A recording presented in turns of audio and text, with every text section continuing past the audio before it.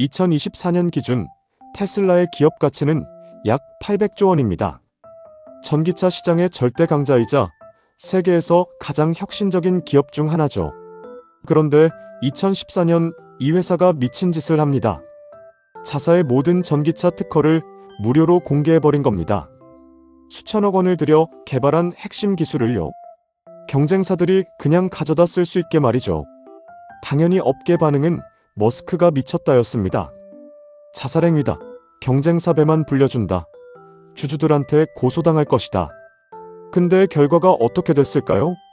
35조 원이던 기업 가치가 800조가 됐습니다. 핵심 기술을 공짜로 풀었는데 왜 오히려 압도적 1위가 된 걸까요? 그런데 말입니다. 이 전략을 쓴 사람이 일론 머스크가 처음이 아닙니다. 지금으로부터 약 3000년 전 중동의 어느 사막에서 똑같은 선택을 한 사람이 있었습니다. 그의 이름은 이삭. 그는 자신이 직접 판 우물을 3번이나 빼앗겼습니다. 그런데 한 번도 싸우지 않았어요. 결과는요? 빼앗은 자들의 왕이 직접 찾아와서 동맹을 요청했습니다.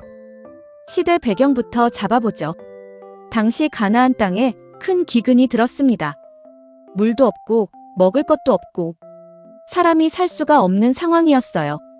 이삭은 가족과 재산을 이끌고 그랄이라는 지역으로 이주합니다. 쉽게 말해 남의 동네로 들어간 거예요. 그런데 이삭이 거기서 농사를 지었더니 그 해에 100배를 수확합니다. 기근이 든 땅에서 100배요.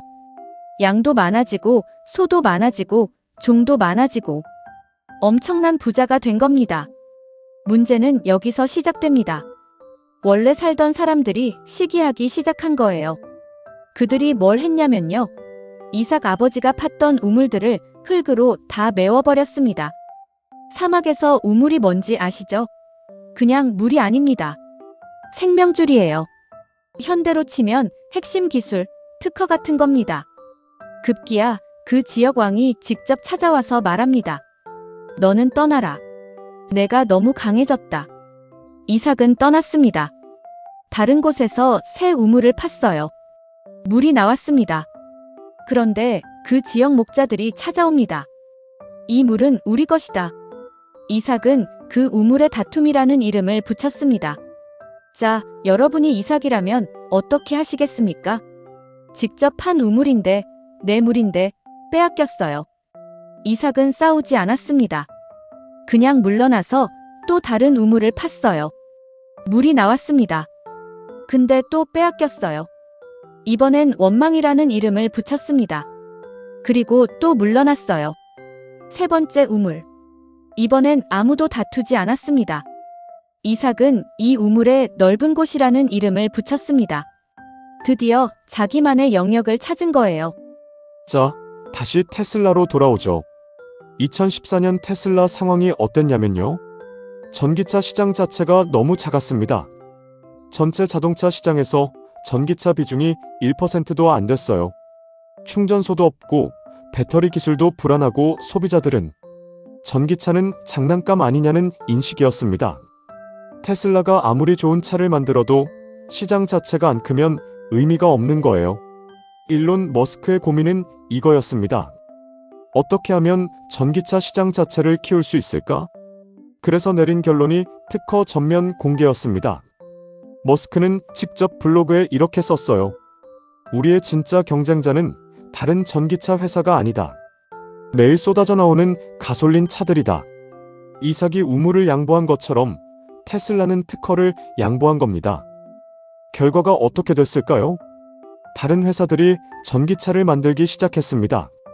충전 인프라가 깔리기 시작했어요. 소비자 인식이 바뀌기 시작했습니다. 그런데 신기한 건요. 시장이 커졌는데 테슬라가 계속 1위라는 겁니다. 왜일까요? 남들이 따라올 때쯤이면 테슬라는 이미 다음 우물을 파고 있었으니까요. 배터리 효율, 자율주행, 소프트웨어, 특허 공개한 기술은 이미 2세대 전 기술이었던 거예요. 비슷한 사례가 또 있습니다. 1959년 스웨덴의 자동차 회사 볼보의 엔지니어 닐스 볼린이 3점식 안전벨트를 발명합니다. 지금 우리가 차에서 매는 바로 그 안전벨트요. 어깨와 허리를 동시에 잡아주는 구조입니다. 이 기술 하나가 지금까지 100만 명 이상의 생명을 구한 것으로 추정됩니다. 당연히 볼보는 이걸 특허로 등록했어요. 엄청난 가치가 있는 기술이었죠. 그런데 볼보가 뭘 했냐면요. 이 특허를 모든 자동차 회사에 무료로 공개해버립니다. 포드, GM, 도요타, 벤츠. 경쟁사들이 그냥 가져다 쓸 수 있게 한 거예요. 이삭이 우물을 양보한 것과 똑같은 선택입니다. 결과요? 60년이 지난 지금까지 안전하면 볼보라는 공식이 성립합니다. 특허를 공짜로 풀었는데 오히려 안전의 대명사라는 왕관을 썼습니다. 이삭, 테슬라, 볼보. 시대도 다르고 분야도 다르지만 전략은 같았습니다. 우물을 지키려고 싸운 게 아니라 더 큰 우물을 파러 간 겁니다. 이삭 이야기의 결말 기억나시죠? 우물을 빼앗은 자들의 왕 아비멜렉이 직접 찾아옵니다. 우리와 동맹을 맺자. 당신은 분명히 복받은 사람이다. 빼앗긴 자가 아니라 빼앗은 자가 먼저 고개를 숙인 겁니다. 테슬라? 특허 받아간 회사들 다 제치고 800조 원 기업이 됐습니다. 볼보?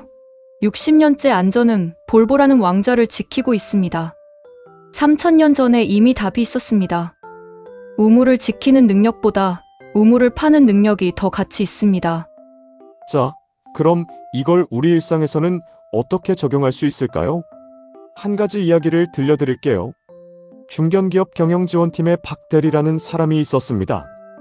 이 사람 엑셀을 기가 막히게 잘했어요. 남들이 3시간 걸리는 작업을 30분 만에 끝냈습니다.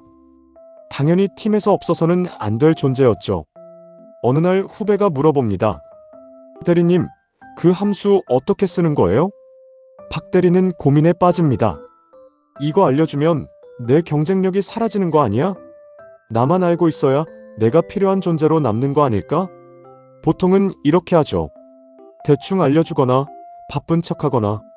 근데 박 대리는 다르게 생각했습니다.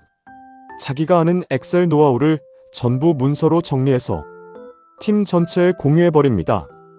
처음엔 반응이 좋았어요. 박 대리 최고.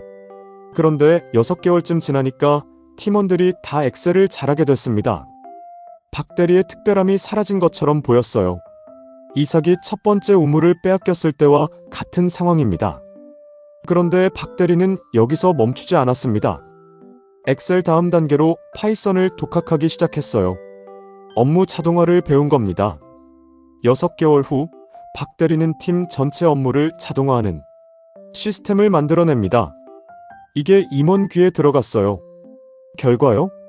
박 대리는 새로 생긴 디지털 혁신팀의 팀장으로 발탁됩니다. 대리에서 팀장으로요.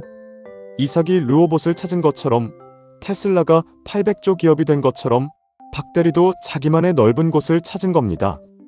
핵심은 이겁니다. 우물을 빼앗기는 게 두려운 게 아니에요. 우물을 파는 능력을 잃어버리는 게 두려운 겁니다. 지금 내가 가진 걸 지키려고 싸우는 사람은 결국 그 우물 크기에 갇힙니다. 하지만 새 우물을 팔어 떠나는 사람은 결국 아무도 다투지 않는 자기만의 영역을 찾게 됩니다. 여러분은 지금 어떤 우물을 지키고 계신가요? 혹시 그 우물 이미 너무 작아진 건 아닐까요? 새 우물을 팔어 떠날 용기, 3000년 전 이삭에게서 빌려와 보시는 건 어떨까요? 이런 이야기가 도움이 되셨다면 구독과 좋아요 부탁드립니다. 다음 영상에서 또 다른 3000년 전 지혜를 들고 오겠습니다.